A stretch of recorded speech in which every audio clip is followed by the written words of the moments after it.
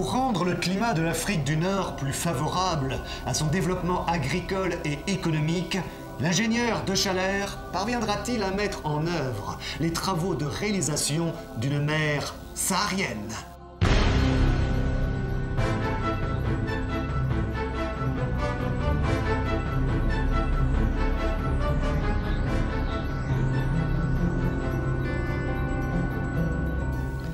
La nuit est en train de tomber sur l'oasis de Gabès, en Tunisie. Un homme et sa mère s'approchent avec précaution afin de ne pas être aperçus. L'homme est un vigoureux Touareg du nom de Sohar. Sa mère, Djemma, est une africaine Touareg ayant dépassé sa 60e année. Grande, forte, la taille droite, l'attitude énergique. De ses yeux bleus, comme ceux des femmes de même origine, s'échappait un regard dont l'ardeur égalait la fierté. Djemma est venue pour participer à la libération de son autre fils, Adjar, un redoutable chef touareg emprisonné par les soldats français à la suite d'un combat. C'est précisément à l'oasis de Gabès que le chef touareg Adjar est enfermé. Son transfert pour un procès militaire est imminent et sa condamnation à mort inéluctable. « Adjar, Adjar !» murmura la vieille mère, et toute frémissante alors de colère et de douleur. « Mon fils, s'écria-t-elle, ces Roumis le tueront et je ne le verrai plus, et il ne sera plus là pour entraîner les Touaregs à la guerre sainte. Non, non, Allah ne le permettra pas. » Grâce à l'audace de deux compagnons, le chef Touareg est délivré durant la nuit. 3 chevaux les attendent, prêts à s'élancer sous l'éperon de leurs cavaliers. « Viens !» avait dit Djemma en revoyant son fils, et elle ne prononça qu'un seul mot. « Va !»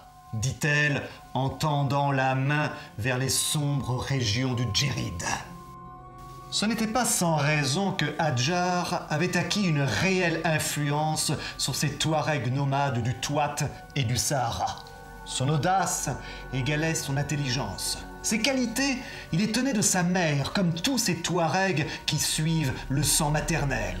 Toute l'énergie de Djemma se retrouvait en ses fils, toujours restés près d'elle depuis 20 années de veuvage. Sous son influence, Adjar avait acquis les qualités d'un apôtre, dont il avait la belle figure à barbe noire, les yeux ardents, l'attitude résolue. Aussi, à sa voix, les tribus étaient prêtes à le suivre dans un combat contre l'occupant français. Et précisément, un projet porté par un ingénieur français mobilisait alors tous les ressentiments de ces peuples contre la France.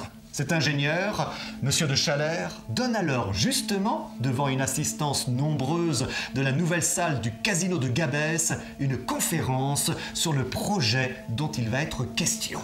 Toutefois, si l'auditoire était en partie acquis d'avance, quelques indigènes mêlés à ce public semblaient garder une réserve prudente.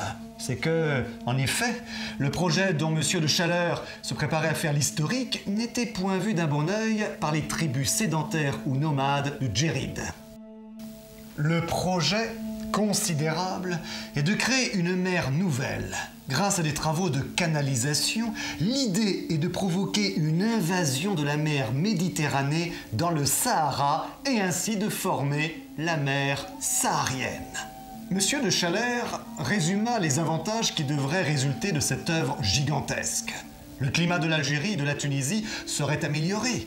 Les nuages, formés par les vapeurs de la nouvelle mer, se résoudraient en effet en pluie bienfaisante sur toute la région au profit de son rendement agricole.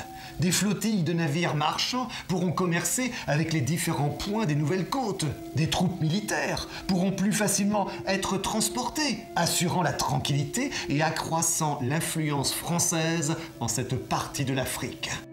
Ce projet de mer intérieure, comme l'explique M. de Chalère, est dans la continuité d'un projet plus ancien, réel, celui-ci mené dans les années 1870 par le capitaine Rouder.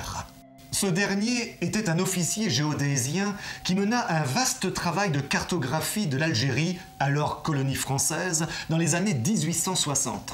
C'est ainsi qu'il découvrit que la région des Chotts était au-dessous du niveau de la mer. Convaincu que cette vaste partie du désert avait été autrefois une mer, le capitaine Rouder proposa d'y ramener les eaux de la Méditerranée grâce à un canal. Le célèbre ingénieur Ferdinand de Lesseps, auréolé de la création du canal de Suez, soutint le projet.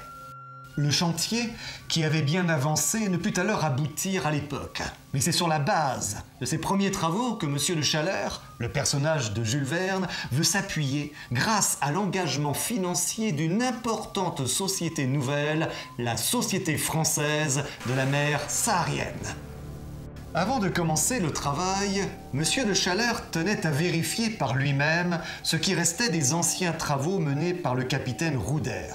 Il va de soi que l'expédition organisée par l'ingénieur en chef de la Société française de la mer saharienne ne s'accomplirait pas sans la protection d'une escorte militaire commandée par le capitaine Hardigan. La région n'était pas sûre, surtout depuis l'évasion du chef touareg Hadjar.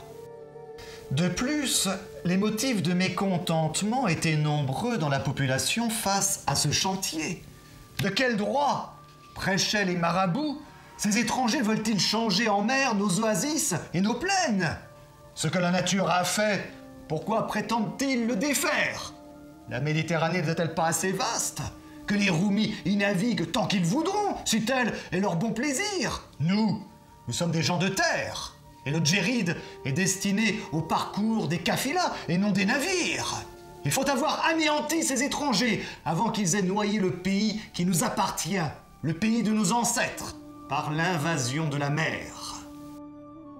Au sein même de l'expédition de l'ingénieur de Chaleur, les avis divergent d'ailleurs.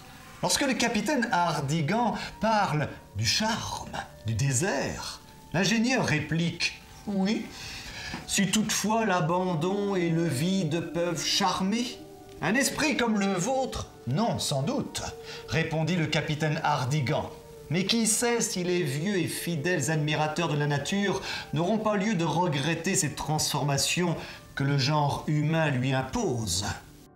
Et l'on peut tenir pour certain que pendant les quelques semaines de leur voyage à travers le Djéride, l'ingénieur et l'officier ne verraient point les choses sous le même angle. Mais ils n'en seraient pas moins bons amis.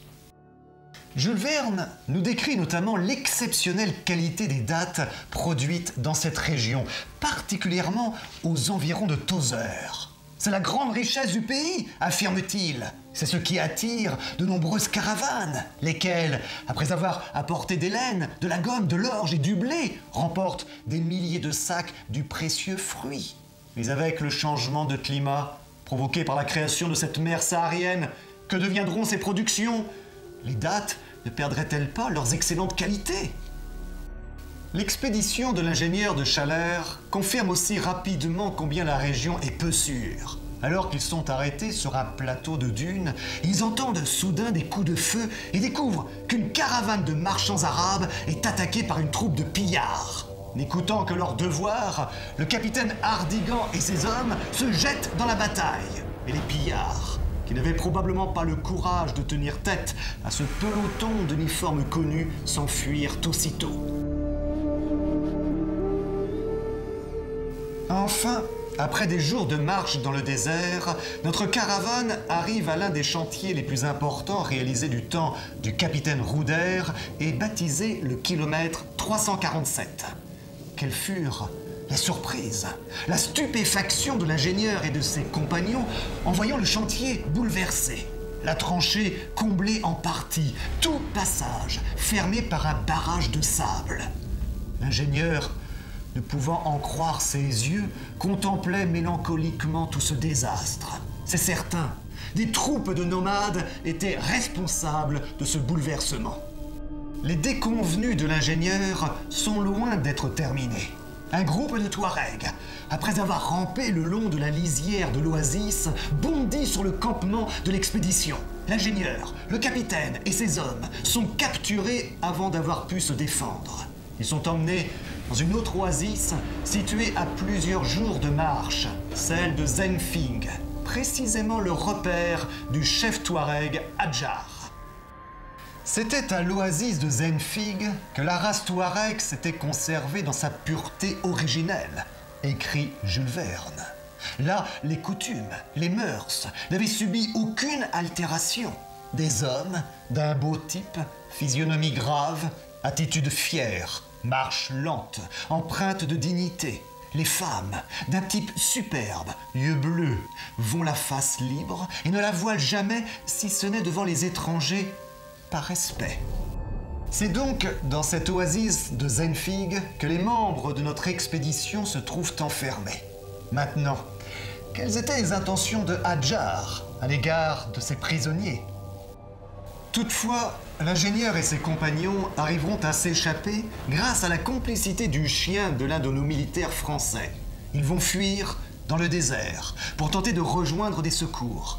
Ils n'ont cependant pas de vivres, aucune arme. Le risque d'être retrouvés par les hommes de Hadjar est grand au milieu de ces étendues désertiques. La marche est pénible, dangereuse, du fait de l'existence de nombreux sables mouvants. La situation devient progressivement désespérée. Les fugitifs ne peuvent plus avancer sans risquer de s'enliser. Ils rampent sur le sable, les uns près des autres. Ils finissent par se réfugier au sommet d'une butte. C'est alors qu'une nuit, des rumeurs lointaines se firent entendre. Un roulement se propagea à travers le sol. Un extraordinaire phénomène sismique était en train de se produire. Comment se termine cette aventure ? Je puis vous révéler que les membres de notre expédition arriveront à échapper au redoutable Hadjar et à ses hommes.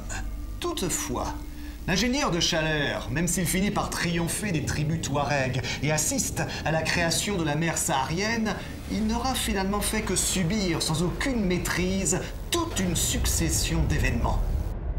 Comme vous pourrez le constater en découvrant par vous-même ce roman, le dernier voyage extraordinaire corrigé par Jules Verne avant sa mort, cet ingénieur, comme d'autres personnages du cycle, se retrouve totalement impuissant face aux forces de la nature.